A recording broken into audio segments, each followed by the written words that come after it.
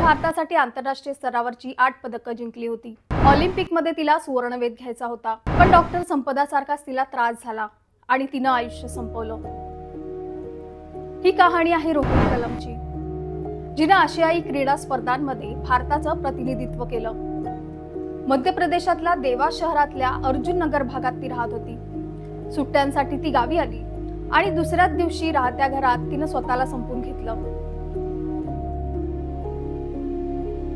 ती जेव्हा आली तेव्हा घरातील खाटूश्याम मंदिरात गेले। ती घरी एकटीच होती।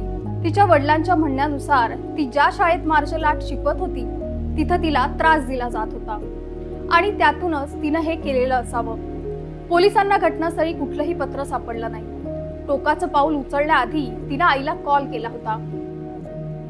त्यानंतर तिच्या प्रशिक्षकांचाही तिला कॉल आला होता। दरम्यान पोलिसांनी रोहिणीचा मोबाईल जप्त केलाय आणि तिची रूम सुद्धा सील केली आहे।